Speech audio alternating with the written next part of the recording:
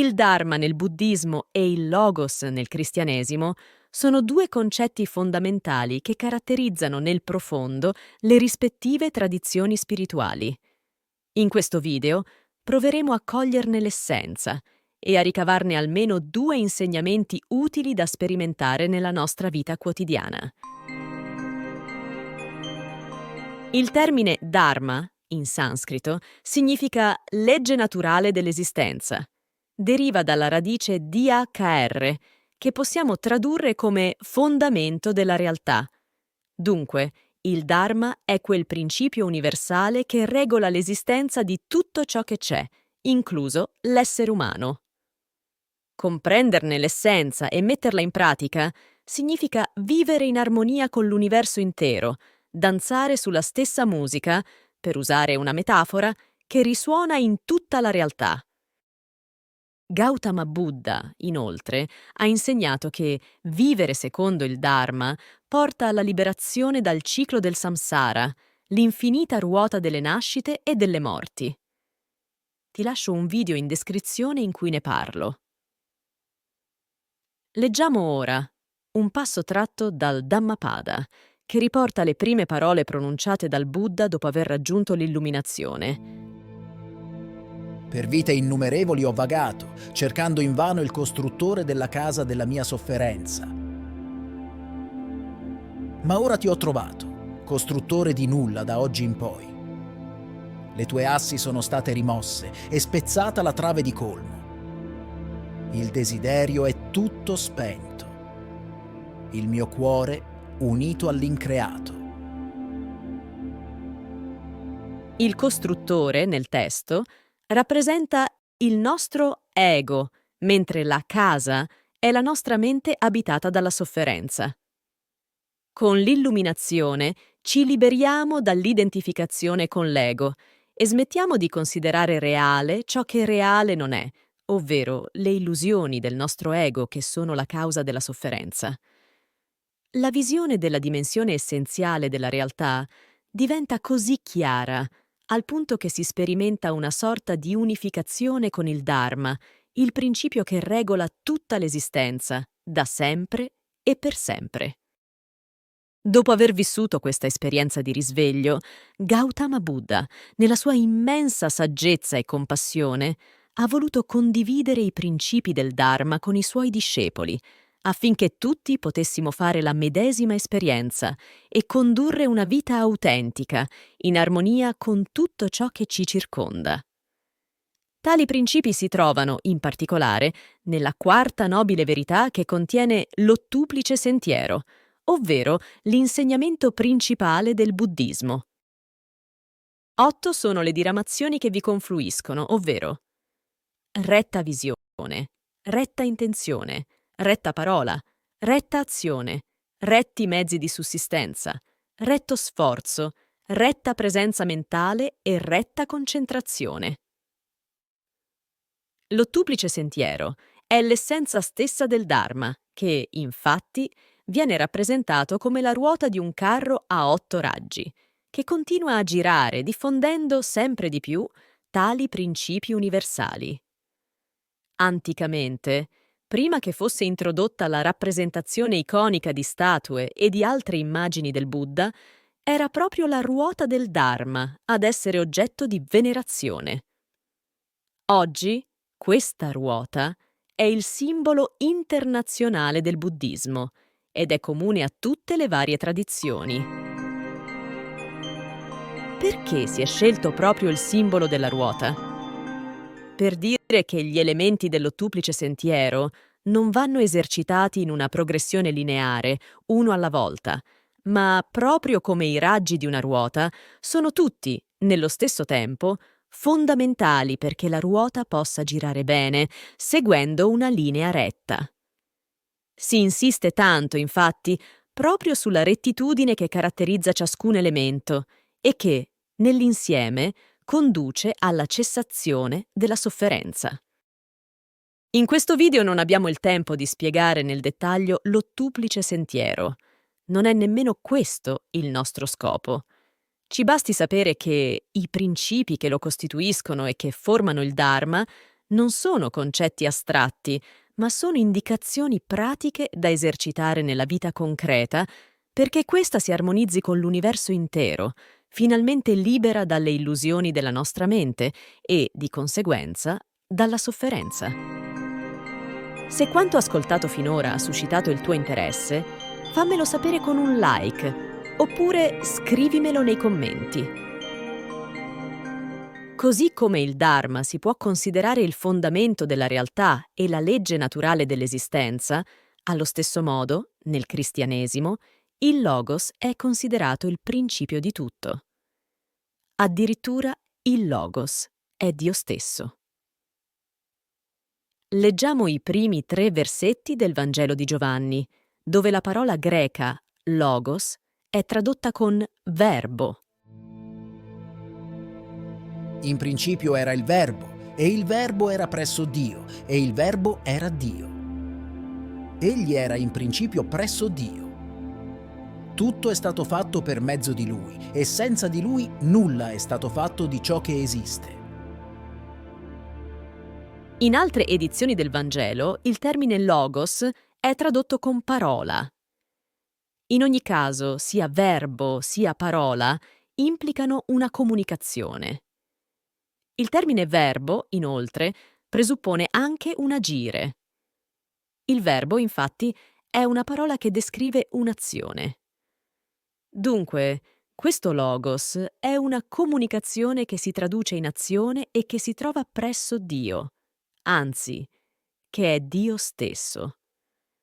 Si dice, inoltre, che tutto ciò che esiste è stato fatto per mezzo di questo logos. Interessante notare che era nel principio.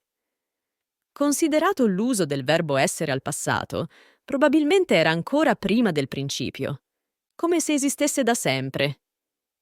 Inoltre, il termine greco antico, che traduciamo con principio, è arché. Per gli antichi greci, l'arché rappresenta la forza primigenia che domina il mondo, da cui tutto proviene e a cui tutto tornerà. Dunque, principio non è da intendersi in senso cronologico, all'inizio, bensì nel senso di archetipo, come principio che ordina il tutto. Non si può fare a meno di cogliere l'affinità con le parole del Buddha quando parla dell'increato e della possibilità della liberazione dalla sofferenza.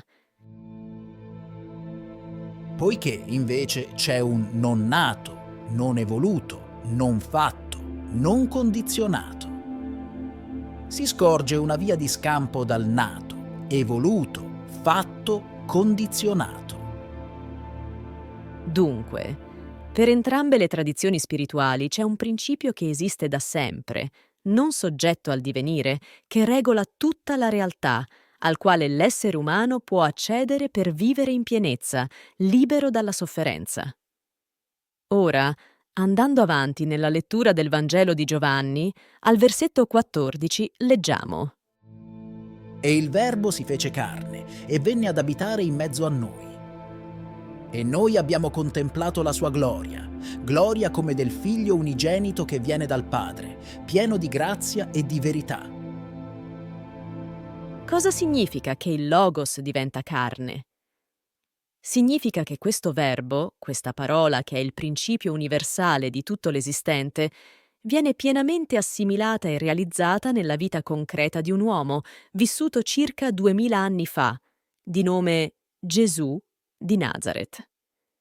Il Logos non è più un principio astratto, ma in Gesù diventa azione concreta nella sua carne. Gesù, nella sua umanità, ha vissuto fino in fondo il Logos, che a questo punto diventa visibile a tutti. Di conseguenza, anche noi, guardando Gesù, il Figlio unigenito, e la sua intera vita narrata nei Vangeli, veniamo generati come figli di questo Logos e possiamo assimilarlo anche nella nostra vita. Da quest'ultimo aspetto del Logos che si fa carne, possiamo ricavare 2 elementi fondamentali. 1. Il cristianesimo non è qualcosa di disincarnato, di astratto, che disprezza la nostra condizione di esseri umani con i nostri desideri, bisogni e limiti. Anzi, proprio la nostra carne è l'ambito dove viviamo la rivelazione stessa di Dio. 2. Frequentando ed entrando in relazione con la parola del Vangelo che ci mostra il Logos incarnato in Gesù Cristo, anche noi possiamo seguire la medesima via per diventare come Dio. Dio si è fatto carne e noi, nella carne, diventiamo come Dio mediante l'ascolto di quella carne che viene narrata nel Vangelo. Detto in breve, il cristianesimo è il principio di divinizzazione dell'uomo. Infatti, al versetto 12 leggiamo: A quanti però lo hanno accolto, ha dato potere di diventare figli di Dio. A quelli che credono nel suo nome. Anche in questi due elementi che caratterizzano l'essenza stessa del cristianesimo, possiamo trovare delle risonanze con il buddismo. Nella visione buddista, infatti, la nascita in un corpo umano è considerata preziosa, perché offre l'opportunità di evolversi verso la completa illuminazione. L'essere umano, infatti, può vivere in piena consapevolezza secondo i principi del Dharma e realizzare, così, la natura del Buddha che è già potenzialmente dentro di lui.